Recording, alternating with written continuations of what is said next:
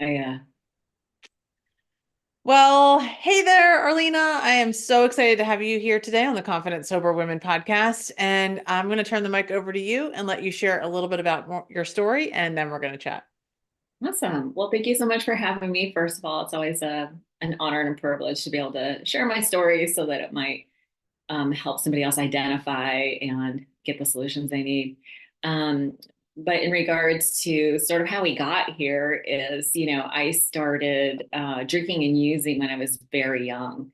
And I spent a lot of time, why did this happen? And for me, looking back in my childhood, there were two main events that happened early in childhood that sort of set the stage for like my identity, like who I thought I was, my place in the world. And so my parents divorced when I was about 7, but even before that, I was sexually abused by a neighbor. And so those two things, there was this idea in my mind that maybe if I had just been a good little girl, that maybe daddy wouldn't have left, or I was raised in the Christian church, and we were going to church a lot, and there was this idea of goodness and not doing things you weren't supposed to be doing. And there were some things happening to me that I really didn't have a lot of control over, no defenses. I was raised to be a good little girl, kind of a people pleaser. And so I really didn't have any boundaries. And so there were things happening in my life that made me feel horrible about who I was. And there was one night when my mother went out to dinner, and I have an older sister, and she and I were left home alone. And it was, I'm 55, so back in the day, I was probably between 8 and 10, like that was okay. And I'm sure it was fine. She just went out to dinner. It wasn't like, I never, what's funny is I never saw either one of my parents drink or do drugs. So I wasn't like acting on something I had seen modeled, right? It wasn't, anyway. So, but I thought it would be a great idea to drink some of that booze that was in the dusty old bottle under the cabinet, probably left over from some party or something like that. And that's when I had my first drink. Mm. And I tell you, I remember that first drink like it was yesterday, because I remembered how it like burnt my lips, how it burnt all the way down. But then when it hit bottom, I had this experience of like this warmth spread through my whole Mm. body. And then suddenly, like all this self loathing, self consciousness, guilt, and shame that I felt, it was lifted. And I didn't really realize how bad I felt until I felt good, because the juxtaposition of those two feelings of the, guilt and shame, followed by the relief, was so, the magnitude was so big that it just burned in my psyche forever. And I was like, this is my answer. So, of course, I didn't become a daily drinker at 9 years old or however old I was.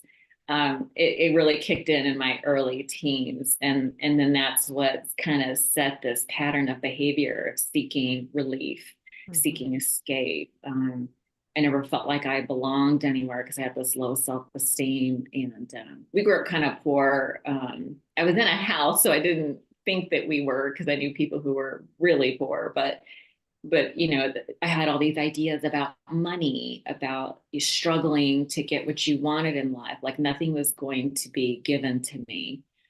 And so all these ideas were swirling in my young mind, and it just created like the perfect storm for me to seek outside of myself to heal those sort of inner wounds I was having. And that went on from a very young age till I was about 25. And that's when I quit everything, was when I was 25, after, a series of lost relationships, and including many friendships. My mother, I always desperately wanted her approval, but she was really rejecting this lifestyle that I had and rejecting me. Mhm. And it was just so painful, to the point where I've met some people through my work who were sober, and they were sharing with me how they got sober. And they took me out of like this deep despair that I felt, like the loneliness and the Mhm. self Mhm. loathing, the self hatred. I was like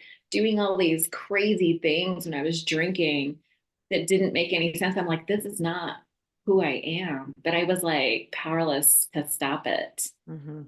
it was, for me, that was sort of like the clutches of addiction. Is like, I knew I didn't want to do this, but I couldn't help it. I couldn't bear the feelings that I had.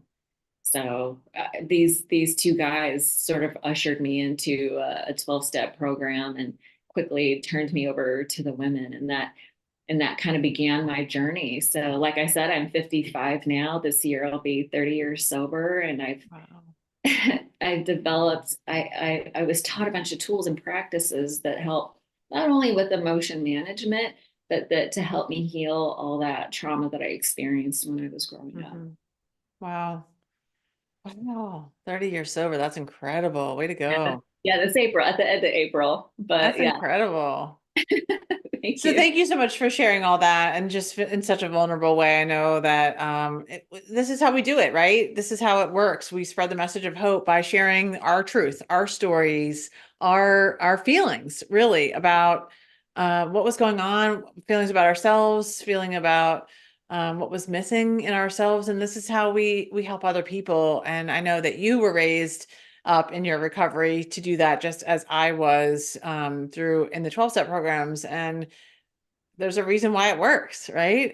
Because when we spread the message of hope, other people catch it, they feel it, they hear it, and they want what we have. And although we know there's many ways to get sober, that is definitely a very popular way. And Have you ever yes. heard that an acronym for HOPE, which is hearing other people's experience? Oh, no, I haven't. I love that. Great. I love Yeah. that. And that's what it was like for me, is I would see these women that were so well put together. I'm from California, the Silicon Oh, yeah. Valley area, and these women would come in and they were so polished and beautiful, and they just seemed to have their act together. And they would tell these stories about who they used to be. And it was so difficult to reconcile the story of these crazy women that they used to be, Mm-hmm. and looking at the the confident sober woman, right? Right. They were, Right. and I was like, I want what they have, and so I was Yes. willing to do what they did to get it. And back in the day, there really wasn't a lot of other options. Like 30 years ago, Mm-mm. there was no quit lit, like that wasn't a thing. Mm-mm. There were no alternative programs. And so it was like, if you want to quit drinking, this is, that was pretty much the only thing I had available to me. But I'm kind of glad that's how it was. And I just jumped in with both feet because I was desperate for a solution. I agree with you. I got sober about 21 years ago in 2002, and it was still the same. We had rehab and 12-step programs, and that's what I used. I used both of those tools, and I'm so grateful for them.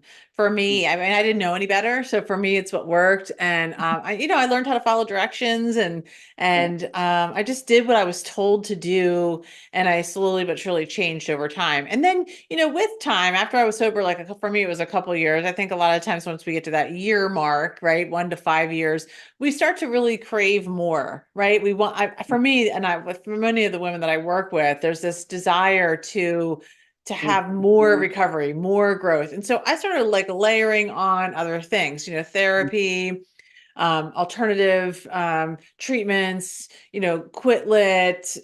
coaching eventually. There's other things that kind of came after that initial 12-step recovery. And I was still involved, heavily involved for many, many years in 12-step, but other things became important to me to continue to grow in the way I want. Now, some people would say they didn't need any of that, and that's fine too. But I liked the combination of the base of the 12-step and then layering on other things that were going to be deeper, like the deeper healing. I don't know if that was your experience too. And maybe that's some Yeah, of what right you away. share in your Yeah. book. Yeah. Right away, I was doing things like A Course in Miracles, Mm-hmm. reading all kinds of, I kind of went down the personal development path because there was like a lot of, like, I loved Marianne Williamson. She would lecture on A Course in Miracles. And that was like, I had the same thing you did, like where I felt the need for something deeper, like Mm-hmm. something more, like I was thirsty for more. And what I love about 12 step is it was a very pragmatic process for sorting out my baggage. And it sort of gave me an opportunity to redefine what spirituality meant to me. right? It wasn't religious. It has 12 step has religious undertones. It's Mhm. or overtly. um, but I really, and I had some religious trauma because I was sort of taught like all these negative things about, anyway, whatever, it doesn't matter. So I had some religious trauma that I was working against, and they were like, oh, no, no, no, you can make up your own thing. And I was like, Mhm. really? I didn't know that that was a thing. So that was sort Right. of like my first obstacle was like, oh my gosh, if this is religious, I can't do it. Mhm. And this woman I was talking to was like, oh, no, no, you get to come up with your own concept. And I was like, well, I didn't know that that was an option. So that was sort of like the first hurdle that I had to overcome. Mm. Um, I was okay with the word alcoholic because I was so out of control with my drinking that I was like, yeah, that's me. But it has come to mean something different to me. It's not like this man in a trench coat with a bottle and a brown paper bag under the, you know what I mean? It's not that Mhm. because like I said, I saw these women that were identifying as alcoholic that were polished and successful and confident. And so what happened was I sort of redefined what that word meant. And to Mm. me, it's a badge of honor now because I know that these are people who, are kind of given a hard choice. It's like, death or face your demons and work through it. And so I see these people as people that have a lot of courage to Mhm. do the self reflection required for healing, not just recovery, but healing. Because I was dealing with a lot of complex PTSD. Mhm. And the other piece of that is that the 12-step program is peer support. They're not professionals, Right. right? And I needed a professional. So I like you got into therapy pretty early on. And that was the combination of all the things was super productive for me. I love that you started to talk a little bit about that label or identity of alcoholic. And I would love to dive into that a little bit more in some of our conversation here. And I know a lot of your work really revolves around identity shift, which I talk a lot about that with the women I work with too. And specifically after they meet that 1 year mark or so, and they've been sober for a little while, because there's so much that does change after that early sobriety time period. And that's kind of like a time of special needs, right? And then we grow and then we do want more, right? We develop. And then suddenly we're like, oh, wow, look at this. I have opportunities now, like possibilities, like the desires of your heart are like bubbling up to the surface. Like I can do that, where that just wasn't available to us before. But to me, I feel the same way as you. I also call myself an alcoholic. I say I use a lot of terms today, depending on which environment I'm in. I kind of adapt to that thing. I know who I am and what I am. I'm not ashamed of that. And luckily for me, that was taken from me a long, long time ago, the shame and guilt around who I am and what I am. And I really just kind of accepted it as just a part of it. Like I'm a mom, I'm also a wife, I'm a woman, and this is just another part of me. I don't view it as a negative thing at all. However, the world today really seems to. The recovery world, as we were talking prior to jumping on here, it has changed. The landscape has changed and is continuously changing. I think we're right in the middle of quite an evolution. And it's going to be very interesting to see what um, happens in the next 5 years, I think. But the last 5 years or so, many people who are getting sober, and this is a kind of conversation that we could take in a lot of ways, but one of the way I want to address it is how you talked about the label of alcoholic, because many people are no longer using that label or identity. They're no longer taking that on as if it's a bad thing. Mhm. Um, And I'm curious if in your work, with maybe with other people or in your research for your book or things, you've kind of explored that a little bit because I have a concern about it in some ways. For me, I'm a mental health provider as well. I work with people every day doing trauma work. I'm also a woman in long-term recovery, but I'm concerned that we've watered it down. We've watered down this idea of addiction Mhm. so much that now people who really do need the label alcoholic or addict, however you like, we're all addicts, really, I know. because that's what we are. And they're not going to get it because our society says that's a bad thing. and that Right. you get to be curious about it. Maybe you just have a problematic relationship with alcohol and drugs, and you can do dry January and like test it out. Yeah. Like I don't know. I don't know. I think that the effects of some of these things we're seeing today, although choice is always wonderful, the effects of choice might be detrimental. Yeah, it really bothers. There's a couple of things that really bother me about the sort of new wave of sobriety. Like I understand, let's just all agree that addiction is a spectrum, Yes. right? So people fall all along the line of addiction, right? From those that are really severe to those that are just, the alcohol use. Somewhere in the middle, it turns into, something that is really consuming your life, right? And so I appreciate that there are people out there, who talk about being alcohol free and, they're addressing the people on the other end of the spectrum. But what that does, it also sort of reinforces the idea that being alcoholic is somehow shameful, Right. right? They're like, oh, you can be alcohol free and join my program. And we don't use shame labels. Hmm. By saying that, you're reinforcing the idea that being an alcoholic is somehow shameful. And that bothers me, because it makes it harder for those who really are secretly like terribly addicted to alcohol. It makes it even harder for them to get help because they're getting this reinforced idea that alcoholic is somehow shameful. So, Yeah, I think it's that one of those like catch 22 moments. It's one of these like things where we've come full circle and now I can't think of another example right now, but there are other examples of this where like we did a thing, we made a change, and then now this other thing happened and it wasn't good. And you're like, oh, pendulum, the it's like, pendulum. okay. And Right. I agree with that so much. And I also think that it shows up in a variety of ways. And there's another woman that I'm actually friendly with. She's been on the show. I follow her, and she really promotes that people can learn to moderate, and like that it's a mindset, that it's your thinking. And Yeah. I have to admit, as a woman who's been sober for a long time, I actually did slow down on one of her videos recently and started to kind of entertain it. And for a few days after that, that thought kept coming into my mind.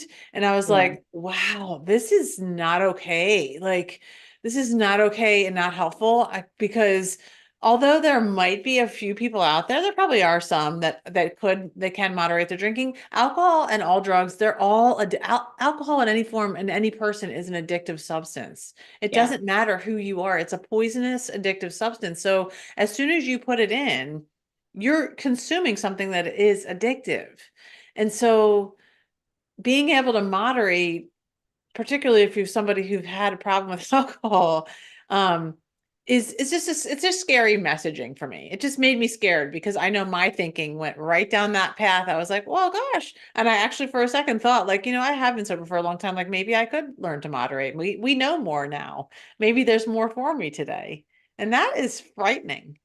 It is frightening, especially, having the knowledge of how addictive it actually is. And I think one of the reasons why it's so addictive is that, what doesn't get talked about a lot is sort of like the mechanics or the biomechanics of how it becomes Mhm. addictive. And I was recently re-listening to the Huberman Lab podcast where Yes. Andrew Huberman talks about the effects of alcohol. And something that really jumped out at me was that when you consume alcohol, like a lot of people, I'm just going to have a glass of wine at the end of the day to relax. Well, what people don't know is that it kicks off this cascade of chemical reactions that actually raises your baseline of cortisol, the stress hormone, when you're not drinking, Mhm. right? So, people that are parents or have high pressure jobs or whatever, what they're doing is they're actually raising their level of stress when that's their baseline from when they're not drinking. So it feels like at the end of the day, I need that drink even more. And Yeah. it becomes like a vicious cycle. So it's just one of the mechanisms of how alcohol is Mhm. actually addictive, right? And the idea of moderation is kind of interesting. I feel like moderation is on the path to abstinence. Like I had to be so crystal clear that I could not moderate. Like I needed to answer that question. Can I moderate? Hmm. And my answer was no, I could Right. not. Because something about, and this is almost like, if you kink a hose once, it will always bend in that place. Mhm. Right. And for me, I crossed the line. Like I got some kind of kink in my hose to where if I drink, my next most imperative thought is more. I just Mhm. want more. Yeah. And I just will, I'm just kinky that way. I just cannot, I will not be one of those people that can moderate. And I tried to for 2 years. I had a bad incident with my sister one night when I was drinking, and the police were involved. And by some miracle, I didn't get arrested. But the next day was when I started contemplating, am I an alcoholic? Mm. And it took me 2 years of wrestling with that idea, practicing moderation before I came to the conclusion that no, I can't moderate. Mhm. So moderation was on the path to abstinence. It wasn't like it. So it does alarm me as well when I hear someone say, oh, I can teach you to moderate. I feel like that's a dangerous message because it kind of gives Yeah. hope to someone that had suffered with addiction that they could go back. And the insanity of why would I spend money working with a coach to learn how to put poison back into my body? Right. Like, Right. what is the insanity of that? Right. We're No, gonna be, we're and gonna be, truly. we're gonna No. worry about drinking filtered water or eating organic food, but I'm gonna put poison in my body. It's ethanol Mhm. alcohol. It's Right. literal poison. It's like the insanity of that. It's like, but I get it. People want to seek relief, and they'd rather do that than meditate or journal or talk to somebody. Or even Because drink like beautiful, sophisticated mocktails that we can all order now in places that look just like regular drinks. So if it's like a socializing thing, there's absolutely no excuse anymore.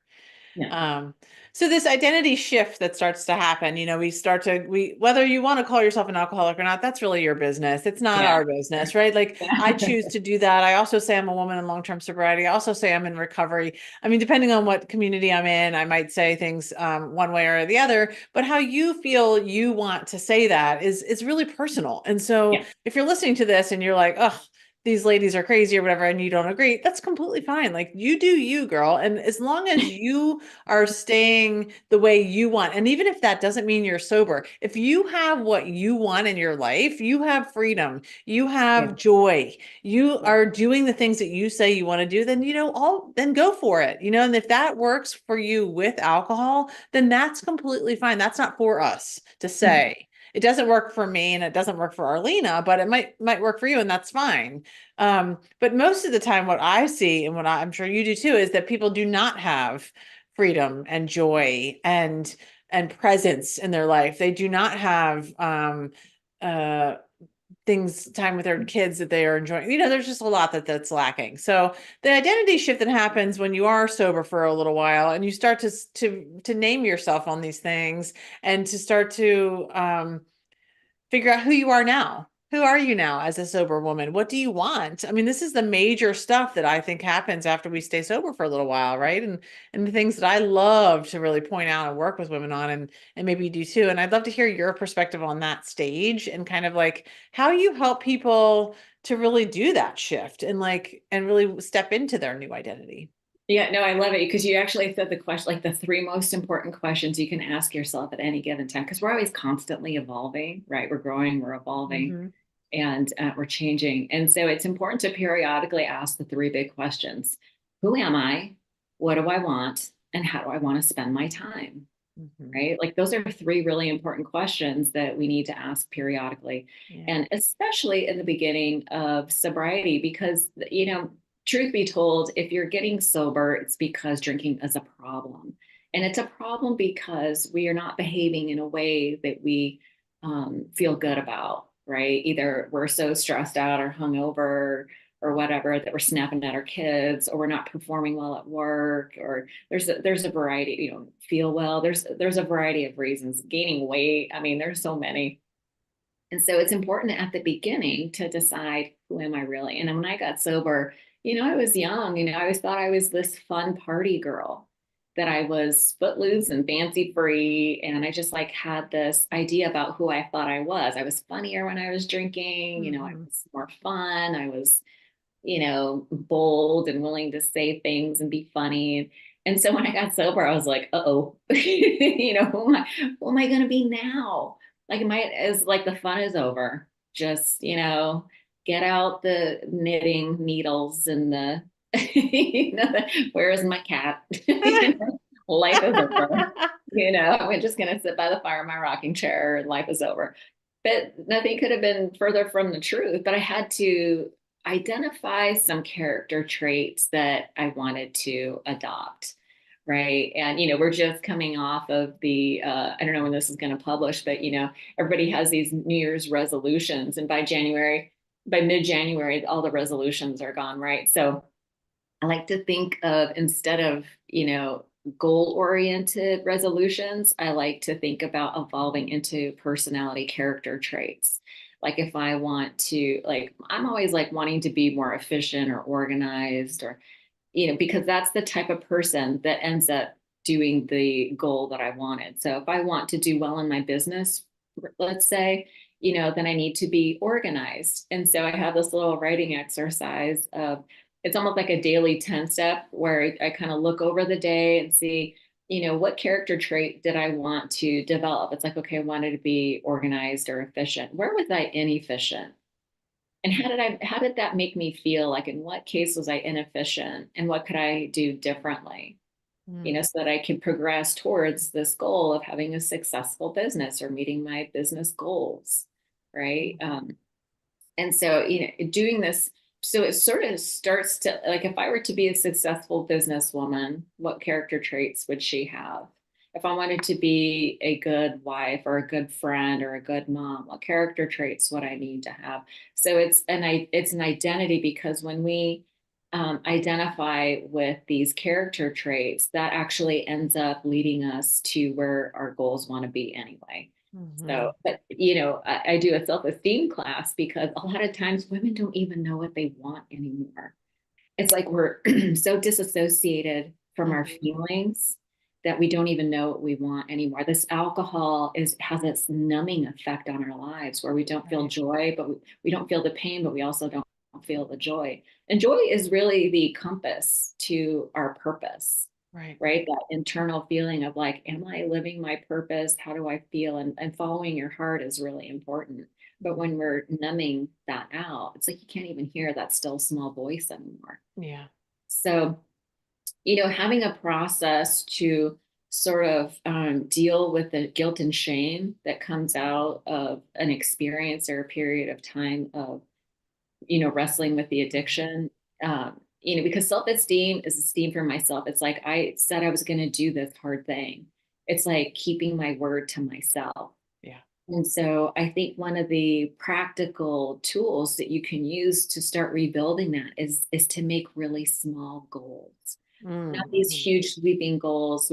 I'm going to go to the gym 5 days a week. I'm going to Right. eat clean. I'm never, you know, we make these big proclamations that we can't really live up to.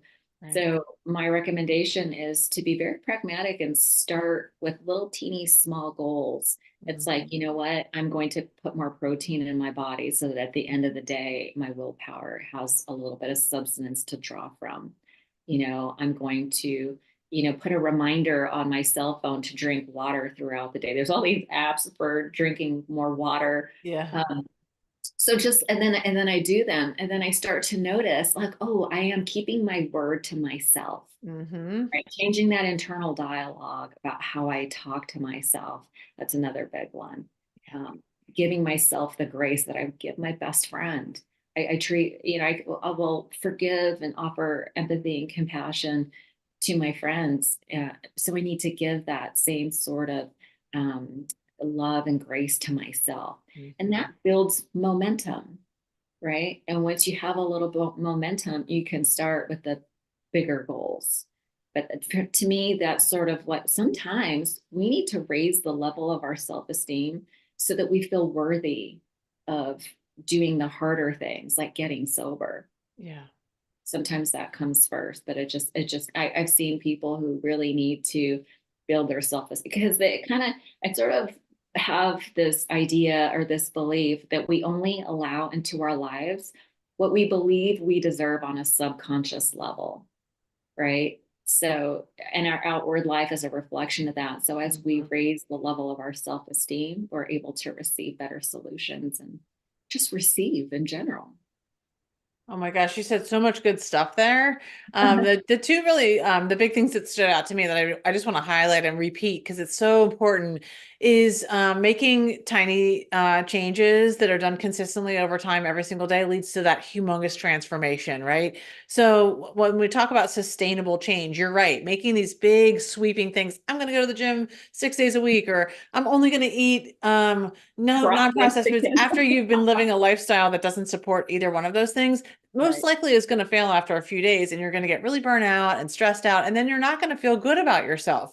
So what we have to do is what I always tell people too is to start from the end and work backwards. So if like you mentioned your goal is to run a more efficient business or be more successful in your business, or if your goal is to have a healthier lifestyle. First of all, you need to define what that is. You know, what is a healthier lifestyle? What is Yeah. a more successful business? You got to put some numbers and some metrics around it. And then you back into it. Well, if I want that a year from now, 6 months from now, what will I have to be doing? And then 3 months from now, what will I have to be doing? All the way up until today. And Yeah. today you can drink, half your body weight in ounces of water. You can try to talk to somebody about creating a healthy food plan if that's part of your thing, and then the next day you do it again, and the next day you do it again until you've baby stepped with these tiny little micro changes, drinking more water, getting to bed at the same time every day.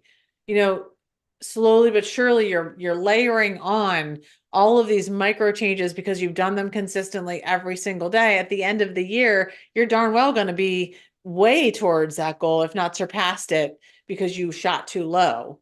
And then what you said also that's so critical, one of the things that's a big part of our identity shift is learning how to trust ourselves again, if we ever were able to begin with in active addiction. And Mhm. we have to retrain the neural pathways in our brain in order to be able to trust ourselves. And the way we do that is through these micro habits and changes that we do consistently and never deviate from. If you say you're going to Not move your never. body every single day, then you better darn well move your body every single day, because if you don't, your brain is going to remember that and it's going to know, Shelby doesn't do what she said. She doesn't do what she says she's going to do. She But how said do she's you going to move feel? her body every day and she's not. And today she chose not to do it.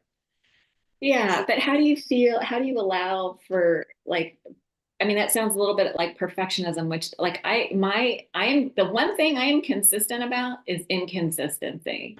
Hmm. Right. And so I would say that most days I do those things, but I feel like I have to give myself some grace if I don't do it. Like there, and it's typically there's a reason why. Like my mother died a couple of years ago, and I just am not the same woman that I used to No, be.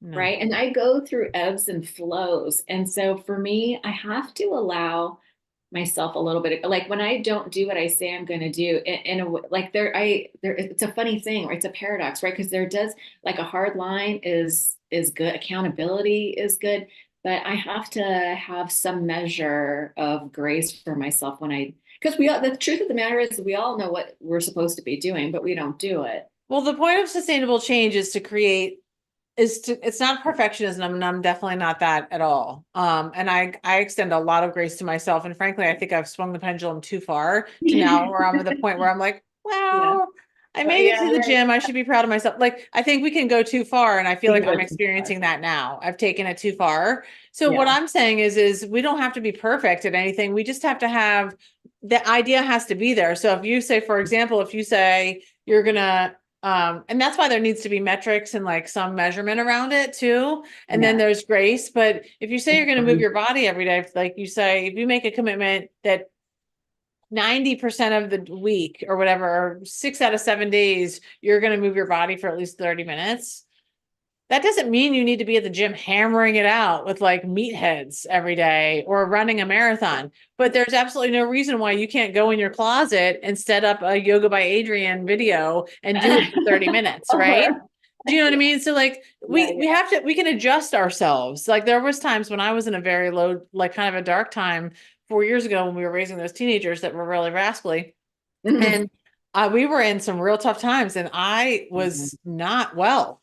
I was not well.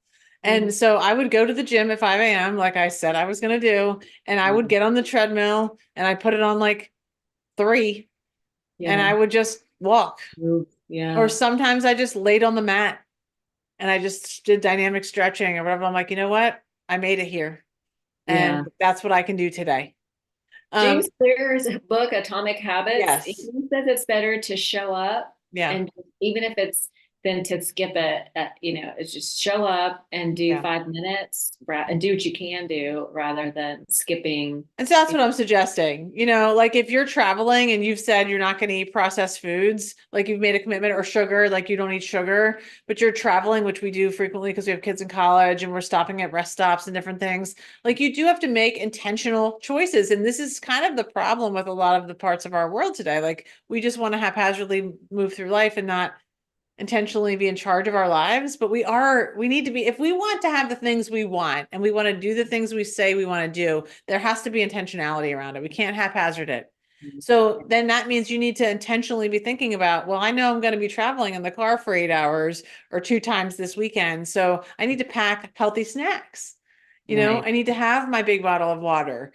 And if I'm in a jam, then I need to look in that grocery store or that 7-Eleven or whatever, Wawa, for an option that is at least pretty darn close to what I say I eat. I don't naturally just say, well, forget it, I'm getting the hot dog with chili. No, I look for a protein bar that's low sugar, that has you know what I mean? So you do the best that you can with what you have. It's not an excuse to then be like, I can do as I choose because I didn't pack my own snacks. Now I'm in this Wawa, so I can eat the whole pizza. Right. This is what I'm saying. So Yeah. that Yeah. we all have choices. And of course there's grace, of course. And we all go through periods of time where we need more of it than others, right? But I Absolutely. think my point only with highlighting it is that's how you develop trust in yourself. It's like the snooze button. Mel Robbins talks about that all the time. Like Uh-huh. when we hit the snooze button, we're training our brain to know that we don't do what we say. Yeah. You said you're going to wake up at 6, but you hit that snooze button 4 times. So when you go to make a change and you say, oh, I want to work out in the morning. Now I'm going to wake up at 5. Your brain's like, no, you're not. No, You're you're not going not. to do that Yeah. because you don't do what you say. And Yeah. so And then that's you why have to restart that whole like, process. yeah, that's why I like the idea of sort of smaller commitments, Smaller, very Yeah. small. Yeah, teeny little commitments. It's like maybe I'll set the alarm and get Yeah. up and Yep. stretch in my office for 5 minutes. Exactly. You do Until, you have to ask yourself, what I ask my clients is, what will you do? What will you commit? What can you commit what to? can you And commit they say, to? I think I could commit to doing that 3 times a week. Great. We're starting with 3 times a week. Yeah. So that way it's not my life. I'm not the prescriber of what you want, but you're saying you want this and this is what it's going to take to get there. So what can you do? What are you willing to do? Yeah, I think the build up and the ramp up is really important. Yeah. So this class I teach, I call it reinvent because we're Hmm. sort of reinventing our identity, we're I love that. reinventing our schedules. And the way I structure the class is all the work is done in class. Hmm. Right. So it's not like I'm going to say, here's some homework, do it between then and now because it never gets done or people then Uh, grow up. And then the other thing I like to do is I like to offer like the 2-for-1. So bring a friend because that inherently brings accountability yes, with somebody that you're already comfortable with, for right? sure. Because connection is a big part of habit change. I think like having an accountability buddy, having someone to call and it's like, hey, I said I was going to do this thing and I haven't done it. It's like, okay, well, let's problem solve. Hmm. I like to use the SMART goals, Yeah. and being reasonable Hmm. is one of, it's SMART goals. So it's specific, actionable, reasonable, Measurable. measurable, and it's a time bound. Mhm. So to me, like, listen, you and I are people who juggle a lot of things, right? So for me, everything has to be on the calendar. Yes. If it doesn't get scheduled, it doesn't happen. Same thing with like meeting friends. We've Right. all had that experience where like, oh, we should get together more often, and then if you don't get it on the calendar, it just Yeah, never happens, right? exactly.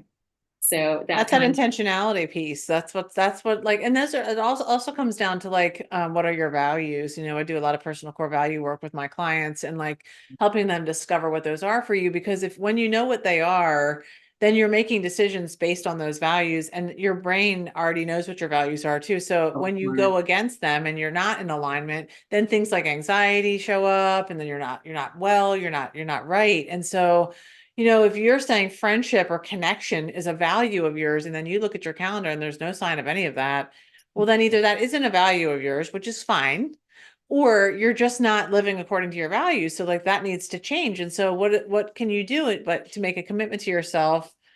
A sustainable change would say, well, I can make sure I have at least one Mhm. connection activity on my calendar per week, or whatever works for you. For me, it would be like at least one per week. Okay, Yeah. well, that's fair. If you can do more, then great. But Yeah.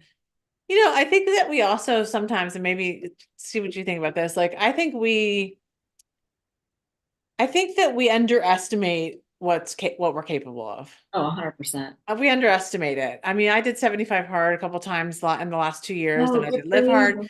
Yeah, like and it was very hard, and that's why it's called that. But Yeah. we got I remember the reason why I'm just bringing this up to talk about that grace piece, but like and that connection piece, that there's communities around that, right? Facebook groups and places where I would go constantly for like support and just to read other people's stories and to ask questions. And we got COVID during that time. And I remember it was like when COVID was first kind of happening. So it was pretty bad. Like I was sick. Yeah. And I was like, I am in the middle of this challenge. I'm like, there's no way I want to lose this, like I don't want to get rid of this, but you have to work out twice a day, right? Yeah. So man, I got up and I walked outside. I luckily it Wow. was summer, and I still walked. I was very slow. Yeah. One time I literally was like, I don't know if I'm gonna make it back. Actually, I don't, I'm not feeling good. There's something. Come get me. But I just did it. And I remember one time I was not really bad. And I put a Facebook post in that group and I'm like, look, I think I have a fever. I don't feel good, blah, blah, blah. I'm like 50 days in. I don't want to break it. And they said, get up and put your clothes on and go for a walk, you know? Wow. And I was Yeah. like, you're right. I think I can go for a walk, or I could have gone in my closet and done yoga for 45 Right. minutes. So we just underestimate our own abilities very often.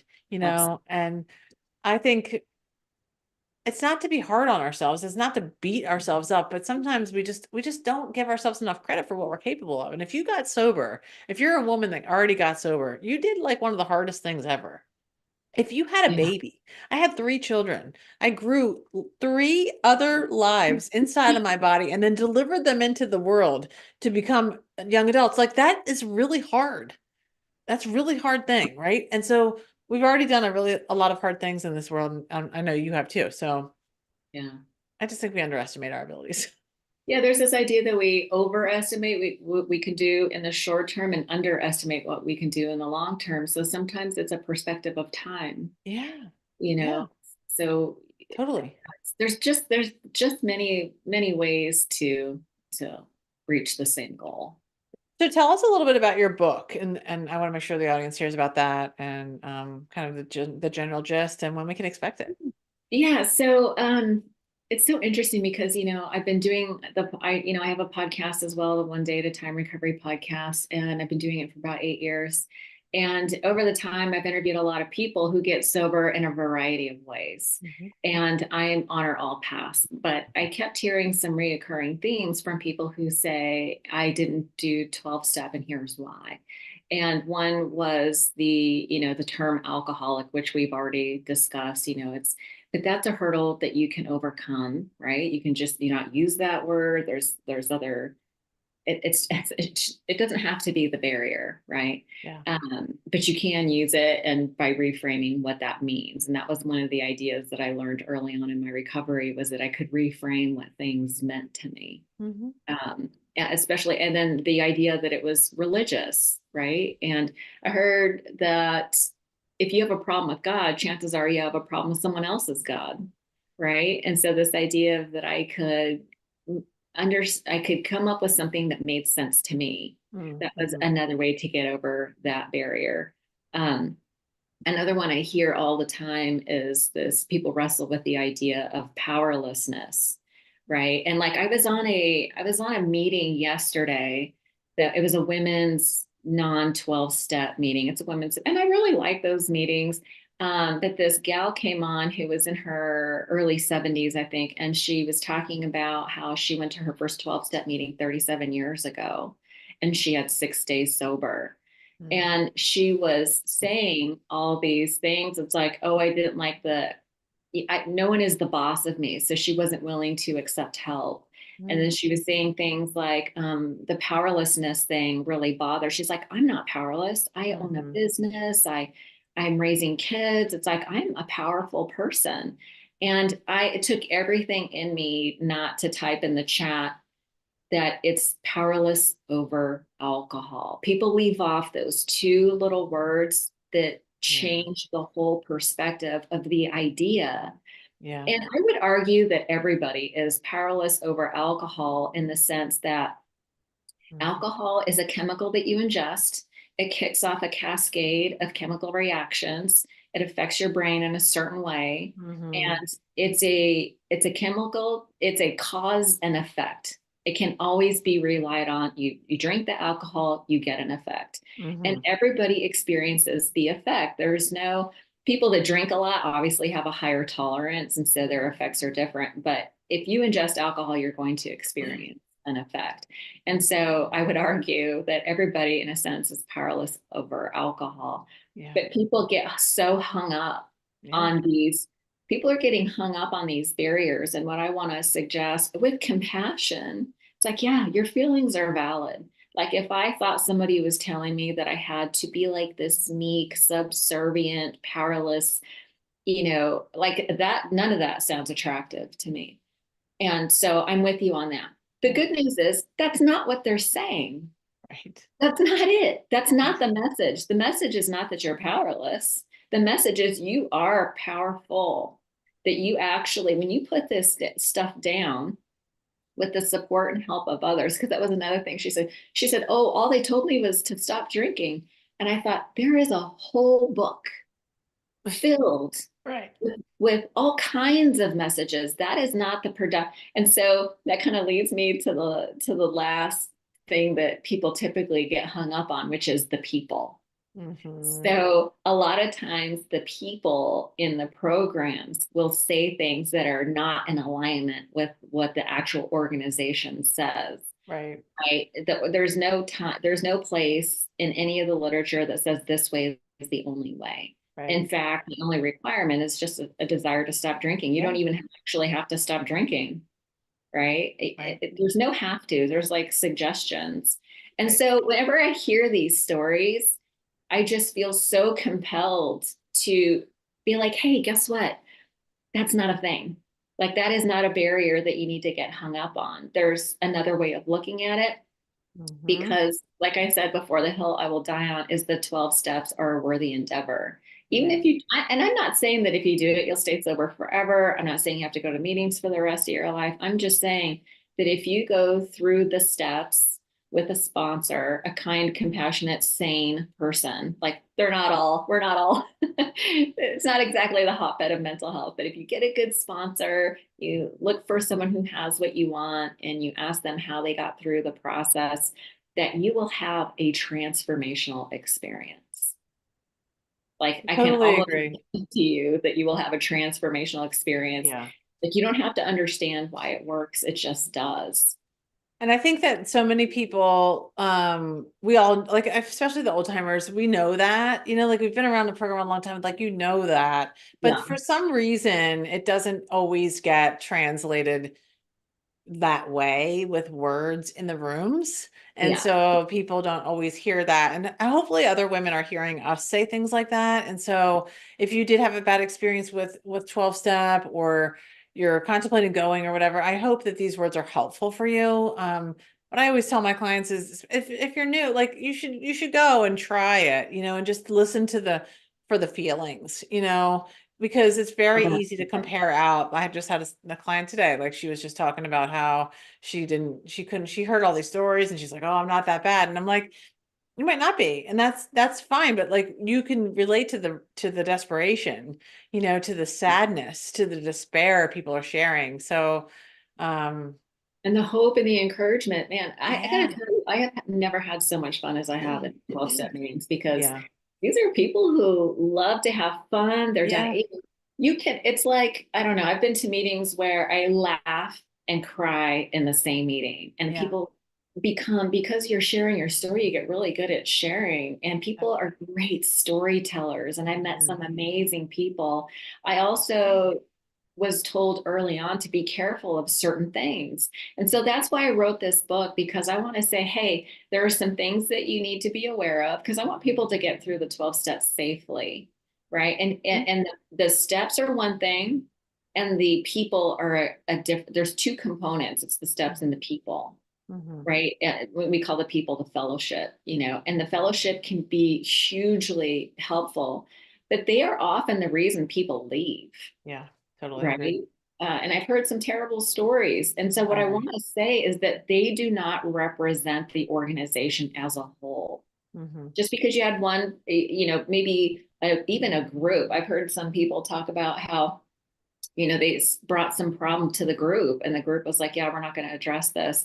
I Yeah. would say find a different group. Yeah, absolutely. And now with the online groups, there's really no reason you can't find like the perfect group for you. Yeah. Totally Yeah. agree with you. So, Arlena, thank you so much for all of this. This conversation has been so fabulous, and I know everyone's going to find it really, really engaging and helpful. Where can people find you if they want to reach out? So my main hub is soberlifeschool.com, and that's so you can get access to the podcast or Mhm. the self-esteem class. I do have like a 30-day boot camp, like self-paced online class. So, Mhm. and I offer one-on-one coaching. I do a combination of like hypnosis and IFS, internal Nice. family system. So lots of Nice. ways to help people either getting sober or people who want to go deeper. Awesome. I'll make sure I link all that in the show notes below, and also the name of your book that's going to be coming out soon. I want everyone to go get it. And again, thank you so much for being on.